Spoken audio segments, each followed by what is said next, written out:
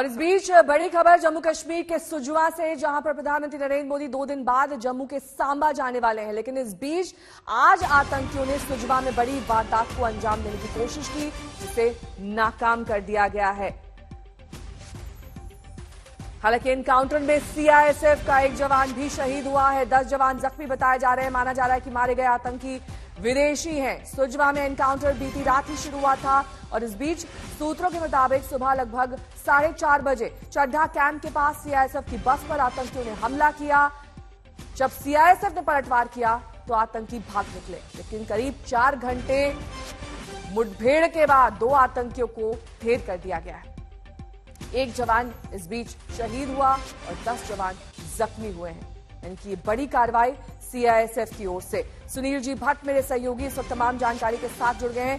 सुनील, इस पूरे एनकाउंटर में 2 आतंकियों को ढेर किया गया है, लेकिन कुल कितने आतंकी इसमें शामिल थे? जो पूरी वारदात हम सुबह 4:30 बजे की सुन रहे हैं, इसमें कितने आतंकी थे?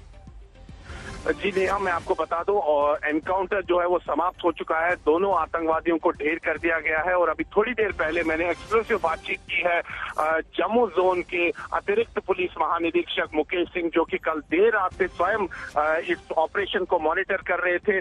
और अभी जो जानकारी मिली है, जो उनके द्वारा हमें मिली है, कि दोनों आतंकवादियों को ढेर कर दिया गया है। इस समय मैं बिल्कुल उस स्थान पर हूँ जहाँ पर जो मुठभेड़ है वो चल रही थी, और अभी थोड़ी देर पहले यहाँ पर सुरक्षा बलों ने सैनिटाइज किया इस पूरे इलाके को। और हमारे सामने, हमारे आंखों के सामने जब मैं रिपोर्ट फाइल कर रहा था, एक जोर का धमाका हुआ। दरअसल सुरक्षा बल ये सुनिश्चित कर रहे हैं कि यहाँ पर अगर कोई भी जो बारूद है उसको सैनिटाइज किया जाए, तो इस चीज को सुनिश्चित किया जा रहा है। और जो जानकारी मिली है कि 9 सुरक्षा बलों को चोटें आई हैं और एक जो सीआईएसएफ का असिस्टेंट सब इंस्पेक्टर है वो इस मुठभेड़ में शहीद हुआ है। और साथ ही में जो पुलिस के आला अधिकारी है, उन्होंने हमें जानकारी दी है कि इस स्थान से भारी मात्रा में असला और गोला बारूद बरामद किया गया है। 2 AK-47 राइफलें और साथ ही में सैटेलाइट फोन भी पाया गया है। तो एक बहुत बड़ी सफलता है यहाँ पर सुरक्षा बलों के लिए। और जो अतिरिक्त पुलिस महानिरीक्षक है जम्मू के, उन्होंने हमें सीधे तौर पर बताया कि हो सकता है कि आतंकवादियों की मंशा थी कि प्रधानमंत्री नरेंद्र मोदी के दौरे के दौरान यहाँ पर एक बहुत बड़ी आतंकवादी वारदात करना था, लेकिन सुरक्षा बलों, मुस्तैद सुरक्षा बलों के पास पहले से एक इनपुट था और उस इनपुट के आधार पर उन्होंने काम किया और ये बहुत बड़ी आतंकी जो साजिश थी इसको विफल कर दिया गया।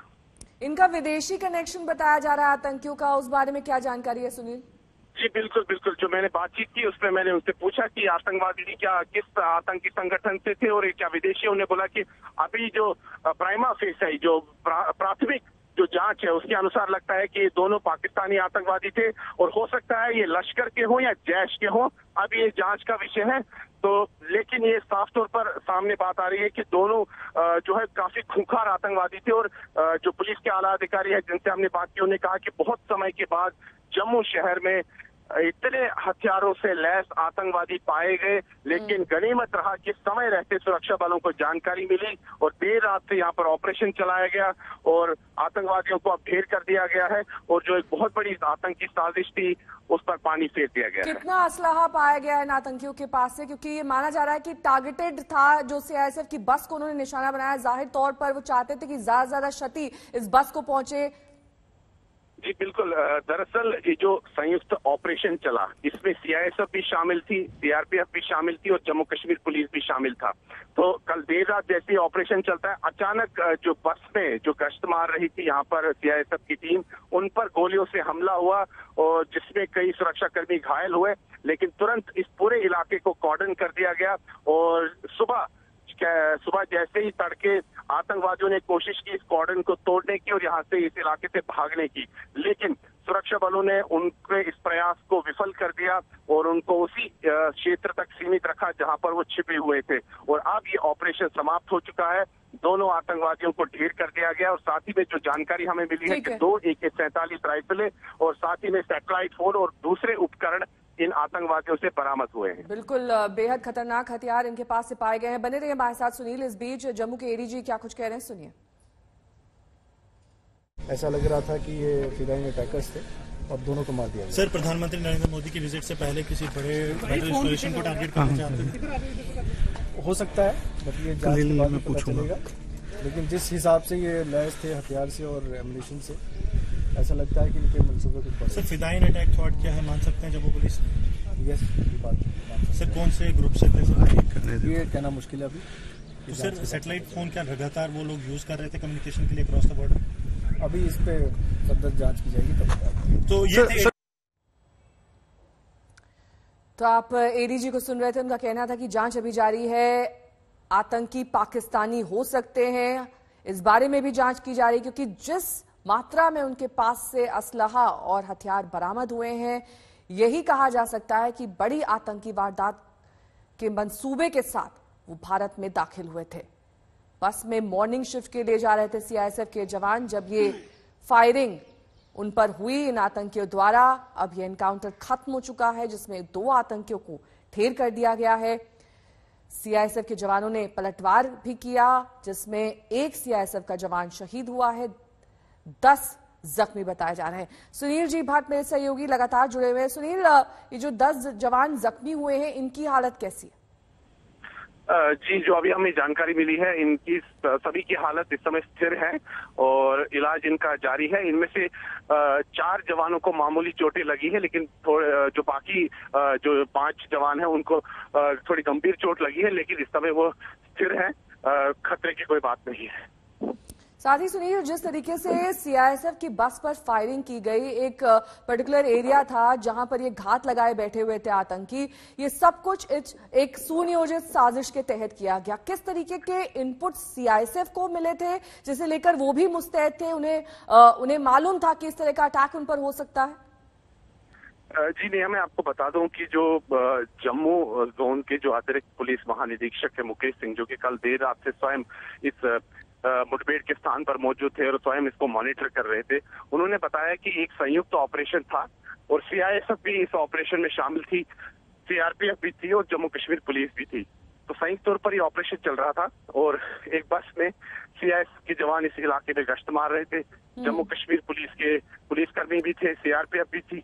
तो अचानक जैसे आतंकवादियों को लगा कि जिस क्षेत्र में वो छिपे हुए हैं वहां पर सुरक्षा बलों की मूवमेंट हो रही है, उन्होंने तुरंत फायरिंग शुरू कर दी और पहला निशाना वो सीआईएसएफ की बस ही बनी, जिसमें कई सीआईएसएफ के जवान घायल हो गए। लौटूंगी मैं आपके पास सुनील। इस बीच 2 तस्वीरें आपके सामने हैं। सुजवा में जहां 2 आतंकियों को ढेर किया गया है, बारामूला में 4 आतंकियों को ढेर किया। ये माना जा रहा है कि प्रधानमंत्री की विजिट से पहले ये दरअसल आतंकी साजिश सोची समझी थी और इस दौरे को लेकर पहले गड़बड़ियां आतंकियों की ओर से की जानी थी, ताकि अगर स्थिति वहां पर सामान्य ना रहे तो ये दौरा टल भी सकता था। लेकिन दौरे से पहले 2 जगहों पर आतंकियों ने चोट की, जिसमें सुजवा और बारामूला शामिल है। सुनील जी भट्ट मेरे सहयोगी लगातार जुड़े हुए हैं। बारामूला की घटना के बारे में क्या अपडेट है सुनील? जी नेहा, जो बारामूला में जो एनकाउंटर चल रहा था कल, उसमें एक जो टॉप जो कमांडर है कांट्रू, उसको सुरक्षा बलों ने ढेर किया और वो आतंकी जो कमांडर था वो कई हत्याओं में शामिल था। अभी हाल फिलहाल में एक पुलिसकर्मी और उसके भाई की हत्या की गई थी कश्मीर घाटी में, और साथ ही में कुछ महीनों पहले जो एक बीडीसी के सदस्य हैं उनकी हत्या की गई थी। उन सब हत्याओं के पीछे वो आतंकवादी था, तो उसको ढेर कर दिया गया। तो कहीं ना कहीं वो भी एक बहुत बड़ी सफलता थी सुरक्षा बलों के लिए। तो इस समय अगर हम देखें नेहा, तो बौखलाहट में कश्मीर घाटी में आतंकवादियों ने कई वारदातें की हैं, लेकिन सुरक्षा बल लगातार जो आतंकवाद विरोधक अभियान है वो चला रहे हैं, चाहे कश्मीर घाटी का दक्षिण कश्मीर क्षेत्र हो, मध्य कश्मीर या उत्तरी कश्मीर, सभी जगह ही चल रहा है।